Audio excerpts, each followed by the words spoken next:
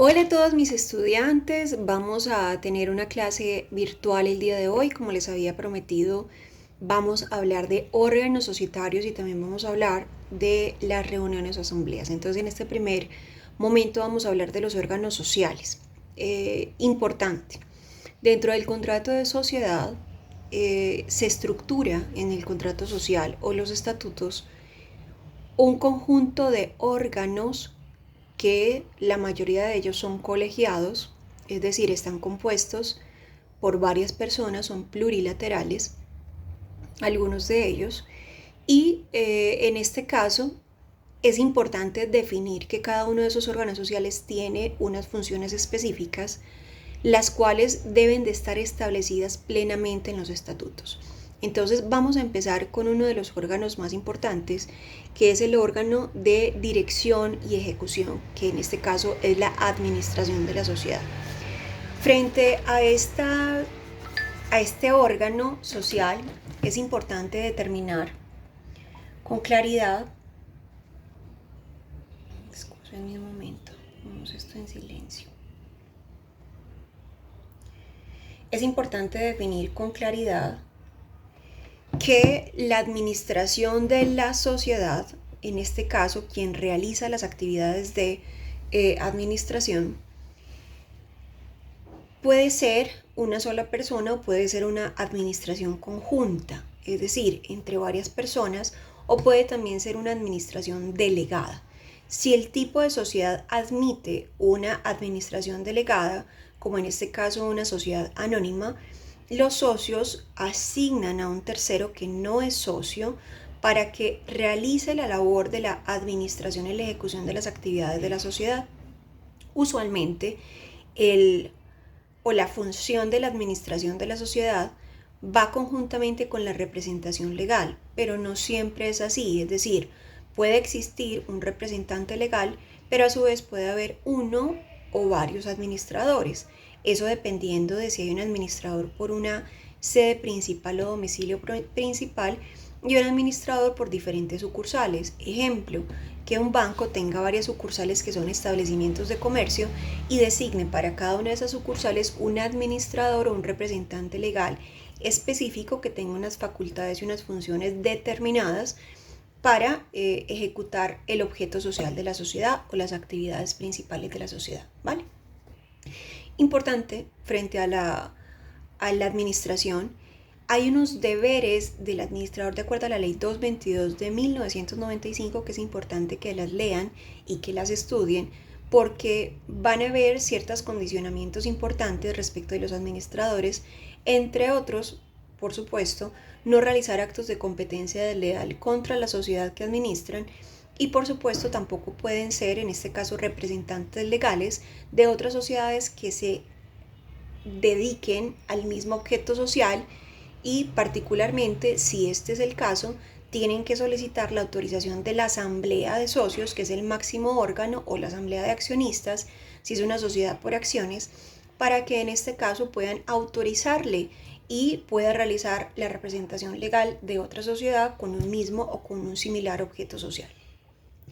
Frente a la administración es importante recordar que además de los deberes que trae la ley 222 de 1995, existe un régimen de responsabilidad muy amplio y muy importante que debemos de abordar. Por favor, revisen en sus códigos de comercio el artículo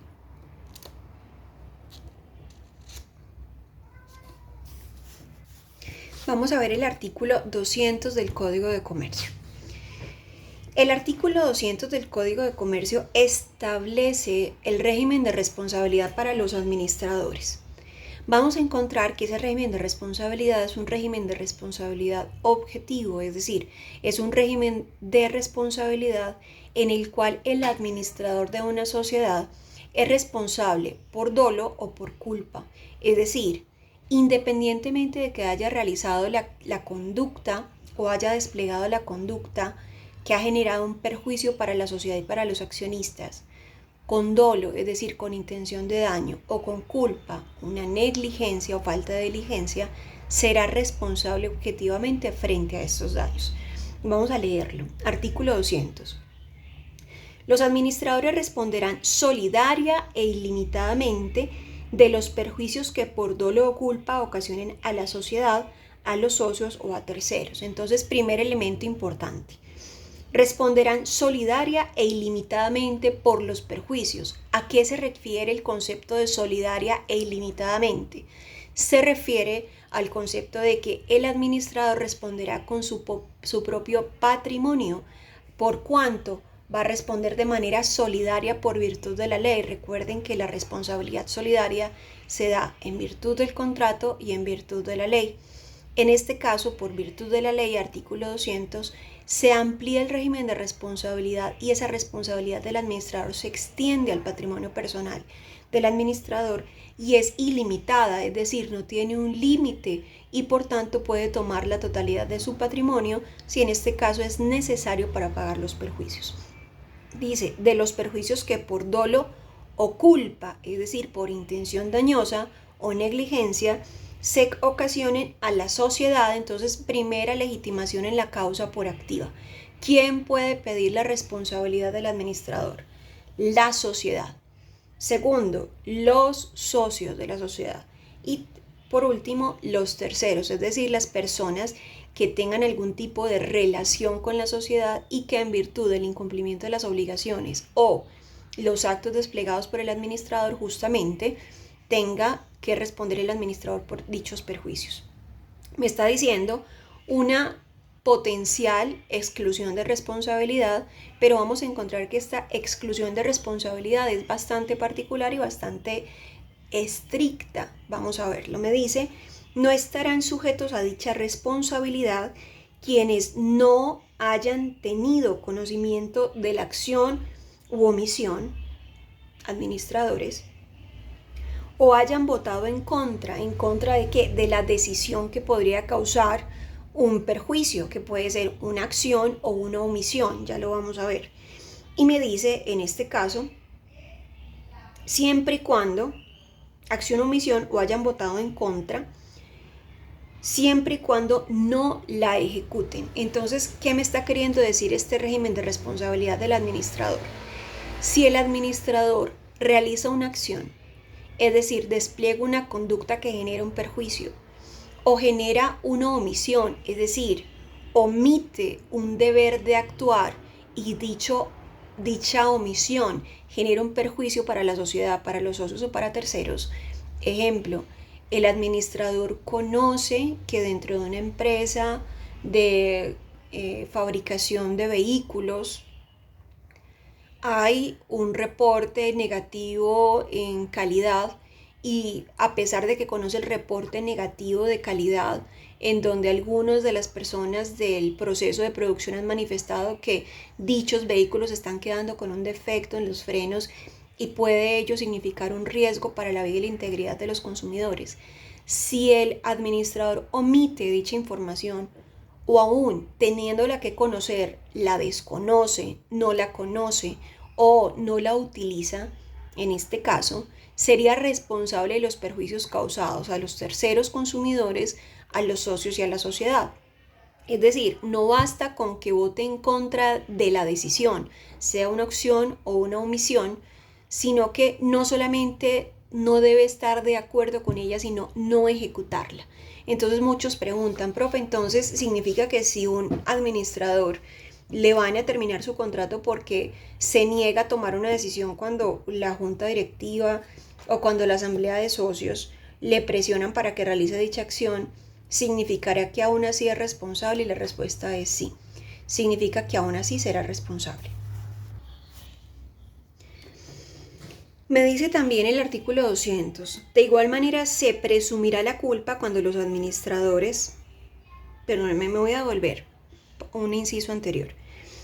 En los casos de incumplimiento o extralimitación de sus funciones, entonces en virtud del incumplimiento sería el incumplimiento de las funciones que el administrador como empleado de la sociedad realice y por supuesto pues esté vinculado al giro ordinario de los negocios o actividades principales y secundarias de la sociedad, a las que tenga en este caso una asignación o cumplimiento de deberes.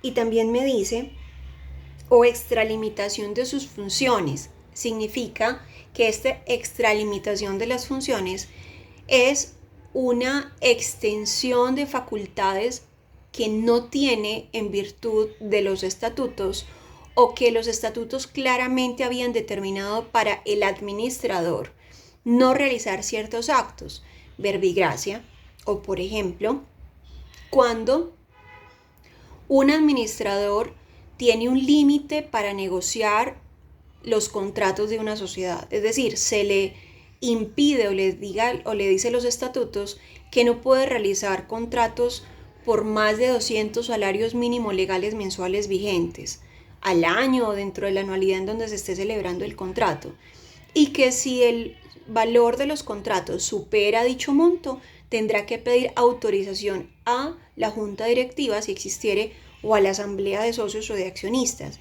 ¿Eso qué es? Una limitación específica y expresa a las funciones del administrador.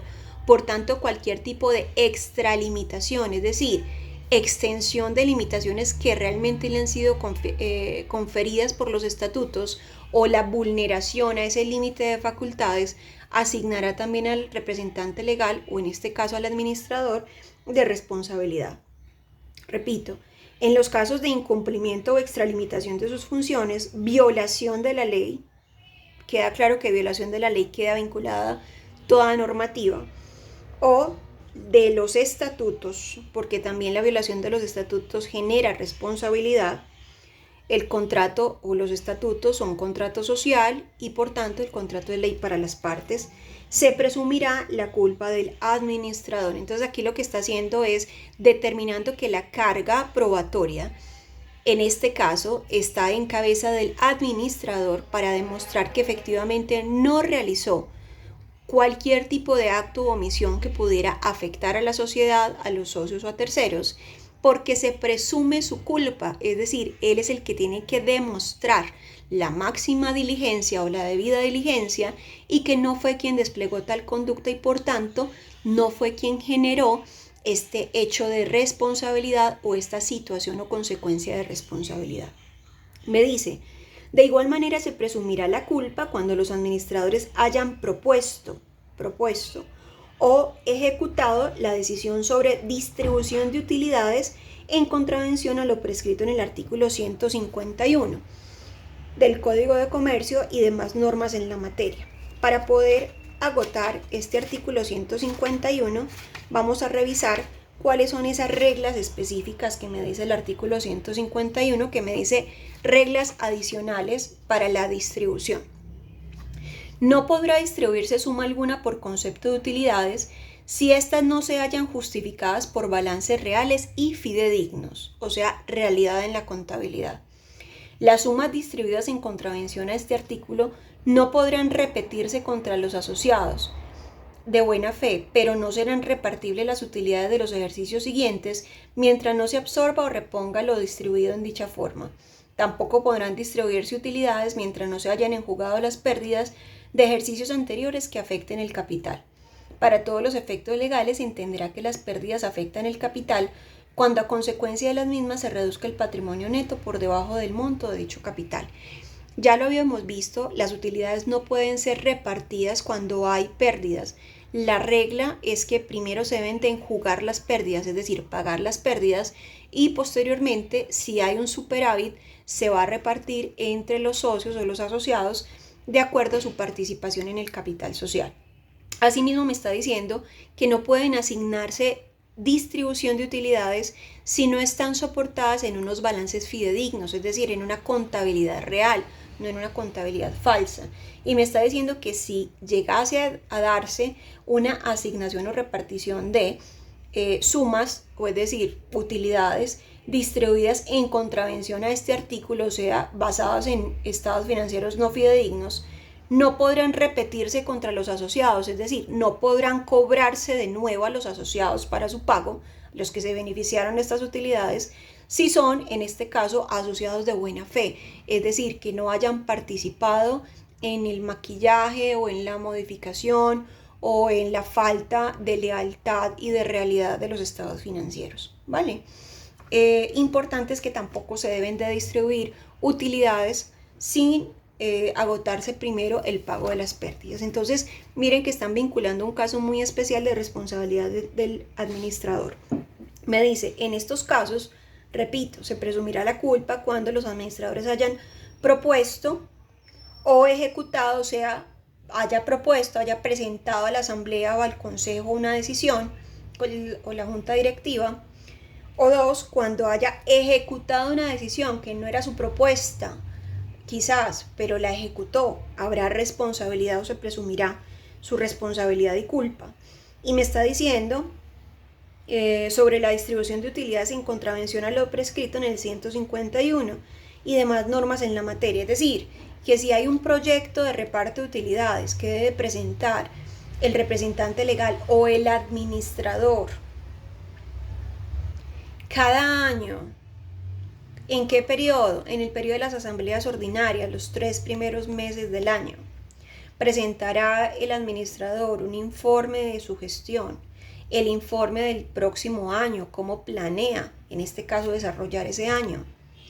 Presentar los estados financieros y que los mismos se aprueben. Y por último, presentar en este caso el proyecto de reparto de utilidades. Es el representante legal administrador quien lo presenta, pero quien acepta ese reparto de utilidades son los socios. Entonces, por eso aquí está diciendo en la norma el administrador que propone el reparto de utilidades o el administrador que ejecuta la administración de utilidades o el reparto de utilidades. ¿Eso qué quiere decir? Puede ser que él no esté de acuerdo ni haya propuesto ese reparto de utilidades, sino que ese reparto de utilidades haya sido, digamos, en consecuencia una contrapropuesta de los socios. Ejemplo, el administrador dice, socios, proponemos o propongo como representante legal la distribución del 50% de las utilidades, que son 500 millones de pesos. Pero quizás los socios dicen, no queremos un reparto de 500 millones de pesos, queremos un reparto del 100% de las utilidades. Pero quizás no hay información fidedigna o quizás no se está contando con que hay pérdidas o se está obviando que hay pérdidas y en este caso el administrador accede o ejecuta el reparto de utilidades indebidamente. Eso significará una presunción de culpa para él y no podrá exonerarse de responsabilidad, ni por la propuesta del reparto de utilidades, ni por la ejecución, y no podrá decir que la ejecución simplemente obedeció a realizar aquello que había sido ordenado o manifestado por la asamblea. Él se tendría que abstener de tomar esa decisión para no generar un daño. Y me está diciendo, en estos casos el administrador responderá por las sumas dejadas de repartir o distribuidas en exceso y por los perjuicios a que haya lugar. Es decir, el administrador quedará vinculado al pago de utilidades si quedan faltando utilidades para personas que no se les haya repartido en debida forma, o a la reposición de utilidades si las pagó en exceso como no debía o cuando no debía. Y me está diciendo, si el administrador es persona jurídica, la responsabilidad respectiva será de ella y quien actúe como su representante legal. Es importante aquí mencionar que la administración de una sociedad la puede ejercer otra sociedad, pero obviamente esa sociedad que es la administradora de otra tendrá que definir qué persona natural será la encargada de administrar esa sociedad, porque no podrá quedarse, en este caso, la asignación o representación legal en un ente abstracto sin una definición clara de una persona natural que manifieste la voluntad de ese administrador. Lo mismo podría pasar o pasa también con las firmas de revisoría fiscal. Hay empresas que tienen firmas o contratan firmas de revisoría fiscal, pero estas empresas de revisoría fiscal definen o nombran a un revisor fiscal específico para, en este caso, la representación de esa sociedad en particular. ¿Vale? Me dice, se tendrán por no escritas, el último inciso del artículo 200, se tendrán por no escritas las cláusulas del contrato social, o sea, ineficacia, que tiendan a absolver o a perdonar a los administradores de las responsabilidades antedichas, o sea, en el artículo 200, o a limitarlas al importe de cauciones que hayan prestado al ejercer sus cargos. Esas cauciones vienen o son consecuencia de la toma de pólizas de seguro de responsabilidad o depósitos o cauciones que se solicitan por parte de algunas empresas para los administradores. Es decir, no se puede absolver o perdonar a los administradores esas responsabilidades o limitarlas simplemente por asignarle unas cauciones o garantías económicas a ese representante legal, porque el régimen de su responsabilidad es un régimen de responsabilidad objetivo. Es importante también que tengamos en cuenta algo. Creo que hay mucho desconocimiento y parte de ello, parte de esa ignorancia obedece a que las personas buscan tener o crear un tipo societario que tenga un régimen de responsabilidad limitado. Y en ese sentido, las personas buscan la constitución de las SAS más comúnmente pensando que el representante legal o los administradores no tienen una responsabilidad patrimonial, pero entonces aquí hay que hacer una claridad expresa. El representante legal o administrador de una sociedad, en una sociedad por acciones simplificada, si es un accionista, como accionista no tiene una responsabilidad solidaria ni ilimitada, sino, en este caso, una responsabilidad hasta el monto de sus aportes. Primera regla. Excepción. Si se declara el abuso de la personalidad jurídica del que habla el artículo 42 de la ley 1258 de 2008, o sea, de la SAS, estamos hablando de una extensión de responsabilidad para el administrador y para los socios. Entonces, importante esa excepción de responsabilidad. Y 3, una excepción de responsabilidad que es sin falta. Todo representante legal, independiente de que sea socio o accionista, no interesa, es responsable solidariamente e ilimitadamente por las obligaciones fiscales de la sociedad, en particular por el no pago de IVAs y de retenciones en la fuente, que puede generar un delito llamado omisión de agente retenedor. El no pago de IVAs y de retenciones, que son considerados dineros del Estado, puede generar un efecto perjudicial de responsabilidad tanto civil como responsabilidad penal. ¿Vale? Ahora vamos a hablar de otro órgano muy importante que las personas confunden con el contador de la sociedad y son algo absolutamente diferente, y es el revisor fiscal. Hay que entender en este caso que el revisor fiscal es un cargo que algunas sociedades podrán tener por voluntad de los socios o por requisito de ley, es decir, porque la ley así lo determina. Primero vamos a entender cuáles son las funciones de este órgano, que también es un órgano unipersonal, que es el revisor fiscal. Hago la claridad, unipersonal si es persona natural, pero podría ser un órgano plurilateral, pero recuerden, si es una persona jurídica, por supuesto, una firma, pero en últimas esa firma o esa persona jurídica que realiza la revisoría fiscal tendrá que designar a una persona natural para poder ejercer las funciones del cargo. Estas son las funciones que establece el Código de Comercio para el revisor fiscal. Miremos el artículo 207. ¿Sí? Artículo 207 del Código de Comercio. Dice, son funciones del revisor fiscal. Primero, cerciorarse de que las operaciones que se celebren o cumplan por cuenta de la sociedad se ajustan a las prescripciones de los estatutos, a las decisiones de la Asamblea General y de la Junta Directiva. 2. Dar oportuna cuenta por escrito a la Asamblea o Junta de Socios, a la Junta Directiva o al gerente, según los casos, de las irregularidades que ocurran en el funcionamiento de la sociedad y en el desarrollo de sus negocios. 3. Colaborar con las entidades gubernamentales que ejerzan la inspección y vigilancia de las compañías y rendirle los informes a que haya lugar o les sean solicitados. 4. Velar porque se lleve regularmente la contabilidad de la sociedad y las actas de las reuniones de asamblea, de la junta de socios y de la junta directiva, y porque se conserven debidamente la correspondencia de la sociedad y los comprobantes de las cuentas, impartiendo las instrucciones necesarias para tal fines. Probablemente, a consecuencia de este numeral 4 que dice velar porque se lleven regularmente la contabilidad de la sociedad o velar para que se regule o se lleve regularmente la contabilidad de la sociedad, las personas piensan que el revisor fiscal puede ser el mismo contador de la sociedad y no es así. Tampoco el revisor fiscal es un auditor.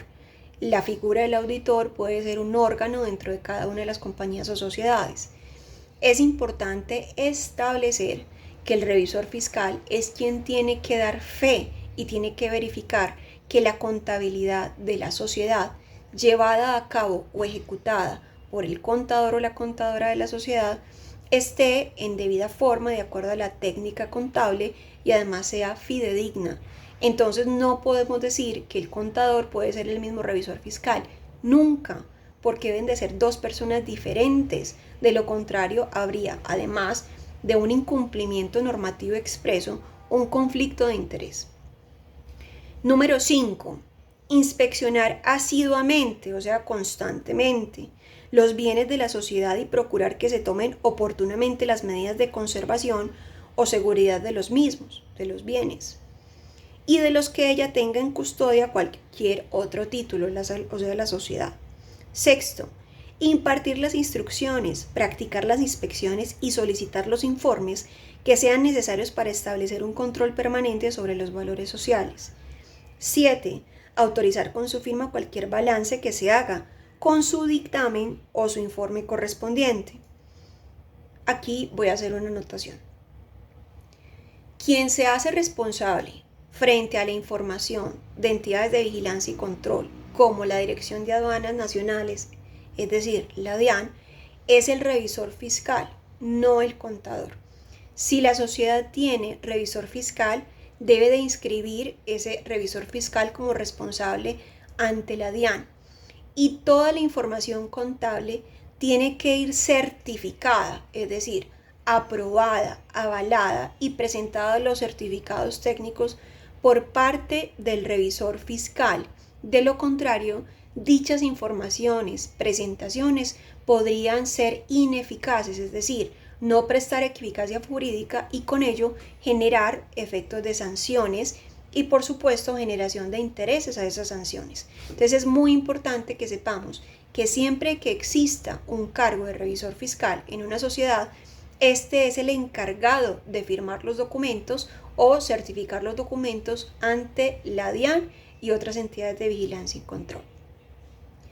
Si el revisor fiscal deja de estar contratado, si la sociedad ya no tiene obligatoriedad de tener revisor fiscal porque quizás bajó sus activos o sus ingresos brutos, que ahorita lo vamos a ver, que es un requisito, tendrá que hacer una modificación o en este caso una remoción del cargo al revisor fiscal para que no sea exigible el cumplimiento de los dictámenes técnicos o certificados por parte de este. ¿A qué me estoy refiriendo? Me he encontrado con un sinnúmero de sociedades que teniendo obligatoriedad de tener un revisor fiscal, no saben dónde está, hace muchos años desconocen su paradero, pero nunca han realizado la remoción del cargo y han presentado información, o el contador ha presentado o contadora ha presentado información sin dichas certificaciones legales por parte del revisor fiscal. ¿Cuál podría ser la consecuencia? La ineficacia de la presentación de las informaciones, sobre todo en las declaraciones.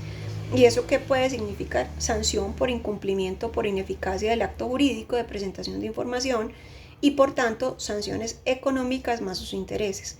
Cuando el revisor fiscal abandone su cargo, no cumpla con las funciones que le son asignadas, la sociedad tiene que tomar decisiones para removerlo y hacer un nuevo nombramiento si es que la ley le exige que tenga revisor fiscal, o remover del cargo mientras no sea exigible tener un revisor fiscal, así el cargo exista, pero no hay lugar a un nombramiento si la ley no obliga, de acuerdo a los activos brutos y a los ingresos brutos, que esta persona esté contratada por la sociedad. También es importante entender que esto también significa un cargo económico para la sociedad. ¿Por qué? Porque hay que pagarle los honorarios al revisor fiscal. Es muy importante tener en cuenta eso. O sea que, obviamente, las empresas que tienen más activos y más ingresos, que ahorita vamos a ver, necesariamente tendrán que destinar parte de sus, digamos, provisiones para hacer el pago de sus honorarios al revisor fiscal. De acuerdo con eso, no necesariamente se tiene que crear el revisor fiscal para todo tipo de sociedad, porque si se crea el cargo y se hace un nombramiento, eso podría significar mayor carga económica para una sociedad. Y si por ejemplo es una sociedad naciente, pues hay que entender que esto significaría un gasto importante. Pero si la política contable de desarrollo estratégico, de direccionamiento estratégico, considera para que haya mayor credibilidad y control de la contabilidad y además de las demás funciones que tiene un revisor fiscal, tener revisor fiscal está perfecto. Pero con esto les quiero decir, no todo tipo de sociedad tiene que tener un revisor fiscal, ya lo veremos. Y esto también significa un tema económico para la sociedad. Me dice numeral 8 del artículo 207, convocar la asamblea o la junta de socios a reuniones extraordinarias cuando lo juzgue necesario. 9. Cumplir las demás atribuciones que le señalen las leyes o los estatutos y las que siendo compatibles con las anteriores le encomiende la asamblea o junta de socios, que son otros dos órganos sociales. Y me dice, adicionado por la ley 1762 de 2015, artículo 27, numeral 10, reportar a la Unidad de Información y Análisis Financiero, o sea, la UIAF, las operaciones catalogadas como sospechosas en los términos del literal D del numeral 2 del artículo 102 del Decreto Ley 663 de 1993, cuando las adviertan dentro del giro ordinario de sus labores. Me dice, este tipo de actividades que tienen que reportar son las actividades de prevención de lavado de activos y financiación de terrorismo. Me dice, parágrafo, en las sociedades en que sea meramente potestativo el cargo de revisor fiscal, es decir, que la sociedad por ley no esté obligada a tener revisor fiscal, este ejercerá funciones que expresamente le señalen los estatutos o las juntas de socios, con el voto requerido para la creación del cargo, a falta de estipulación expresa de los estatutos y de las instrucciones concretas de la junta de socios o asamblea general, ejercerá las funciones indicadas en este artículo, en el artículo 207. No obstante, si no es contador público, podrá autorizar con su firma balances generales, no obstante, si no es contador público, o sea, el revisor fiscal, en caso de que no sea contador público, no podrá autorizar con su firma balances generales ni dictaminar sobre ellos. Entonces, pues de acuerdo a las funciones tiene que dictaminar sobre esto. Si no es contador, no lo puede hacer. Entonces es importante que este cargo de revisor fiscal esté provisto por una persona que es una contadora o contador, o en este caso si es un tercero, pues entonces tenga a cargo alguien que pueda hacer la suscripción o la firma o los dictámenes correspondientes a los temas contables y tributarios. ¿Qué sociedades están obligadas a tener revisor fiscal? Me va a decir el artículo 203 cuáles son las sociedades obligadas. Me dice, deberán tener revisor fiscal, primero, las sociedades por acciones. Entonces vamos a entender que cuando me habla de sociedades por acciones estamos hablando expresamente de la sociedad anónima, 1, la sociedad en comandita por acciones, 2. Recuerden que este código es del 71 y que en el 2008 se creó la ley de las SAS, o se creó el tipo societario de la sociedad por acciones simplificada, y la SAS no amerita o no requiere obligatoriamente tener revisor fiscal, a menos que se cumplan otros requisitos de ingresos brutos y activos brutos. Entonces, cuando hablamos de las sociedades por acciones, vamos a encontrar que hay una exclusión general de la SAS en el numeral primero. Segundo, las sucursales de compañías extranjeras. Las sucursales de compañías extranjeras dentro del marco jurídico colombiano, a pesar de que son consideradas o son llamadas o denominadas sociedades, tienen un tratamiento jurídico similar a los establecimientos de comercio. Y obligatoriamente, si hay empresas o compañías extranjeras que tengan sucursales en Colombia, tendrán que tener un revisor fiscal. Y tercero, aquí entran todas las sociedades. Me dice, la ley en las que por ley o por los estatutos La administración no corresponde a todos los socios cuando así lo disponga cualquier número de socios excluidos de la administración que representen no menos del 20% del capital. Es decir, si dentro de los estatutos o por virtud de voluntad de los socios, la sociedad no tiene una administración conjunta, es decir, todos los socios no participan en la sociedad, la representación en el capital social de un 20% de estos socios puede exigir o puede solicitar que exista el cargo de revisoría fiscal.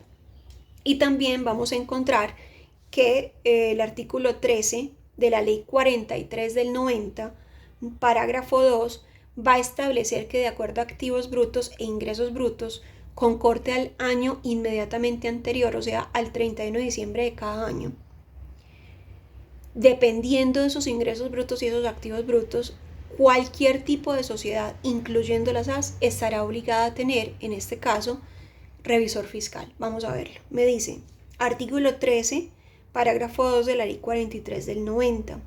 Tengan en cuenta que quienes tengan códigos de comercio que no están comentados no van a encontrar ahí la norma. Deben de concordarla en el artículo 203 porque es una excepción específica para todos los tipos societarios en caso de que cumplan unos activos brutos y unos ingresos brutos. Dice, será obligatorio tener revisor fiscal en todas las sociedades comerciales, en todas las sociedades comerciales, de cualquier naturaleza, cuyos activos brutos al 31 de diciembre del año inmediatamente anterior sean o excedan el equivalente de 5.000 salarios mínimos o cuyos ingresos brutos durante el año inmediatamente anterior sean o excedan al equivalente de 3.000 salarios mínimos. O sea, la fecha de corte que siempre se va a determinar para saber si en un año o en una anualidad habrá que contratar un revisor fiscal, en caso de que la sociedad no lo tenga, es lo que determine el corte de la contabilidad del 31 de diciembre del año inmediatamente anterior. Si tiene en este caso activos brutos que sean iguales o excedan a 5.000 salarios mínimos o ingresos brutos que sean iguales o excedan a 3.000 salarios mínimos legales mensuales vigentes, tendrá entonces que determinarse o crearse el cargo si no está estatutariamente, o si está el cargo, pues simplemente proveer o hacer una asignación del cargo, es decir, asignar una persona natural que se encargue de la revisoría fiscal, o si es una persona jurídica, y juntamente con ello, pues la persona natural que será, en este caso, acreedora o responsable frente a esa firma de revisoría fiscal por todas las funciones de la revisoría. Hay unas incompatibilidades. Colombia, ¿cierto? Mazamorra. Bueno, me está pasando el señor que vende la mazamorra. Sigamos. Incompatibilidades. Artículo 205. No podrán ser revisores fiscales. Entonces me está diciendo, esto significa incompatibilidad. Es decir, que no podrá ser revisor fiscal una persona en quien concurran las siguientes situaciones. Primero, quienes sean asociados de la misma compañía o de alguna de sus subordinadas, o sea, los socios o accionistas no pueden ser revisores fiscales de la compañía en la que tienen participación, ni tampoco en las sociedades subordinadas, ni en estas quienes sean asociados o empleados de la sociedad matriz. Tampoco puede ser en este caso revisor fiscal quienes sean empleados de la sociedad matriz de estas otras sociedades filiales o subordinadas. Esto lo vamos a ver también en grupos empresariales. Segundo, quienes estén ligados por matrimonio o parentesco dentro del cuarto grado de consanguinidad, primero civil o segundo de afinidad, o que sean consocios de los administradores y funcionarios directivos, el cajero, auditor o contador de la misma sociedad. Esto porque puede prestar un conflicto de interés. 3. Quienes desempeñen en la misma compañía o en sus subordinadas cualquier otro cargo. Quien haya sido elegido como revisor fiscal no podrá desempeñarse en la misma sociedad ni en sus subordinadas ningún otro cargo durante el periodo respectivo. Entonces, aquí es importante determinar que los estatutos son los que van a determinar el periodo durante el cual podrá el revisor fiscal tener la ejecución de sus funciones gracias a su nombramiento También los estatutos permitirán o no que pueda darse una reelección de este mismo revisor fiscal, si es del caso, y también los periodos en los que tendrá que hacerse o una remoción, periodos límites, etcétera, etcétera, etcétera. ¿Vale? Así que hemos acotado hoy, importante, dos de los órganos sociales más importantes o más relevantes, que son la administración y la revisoría fiscal.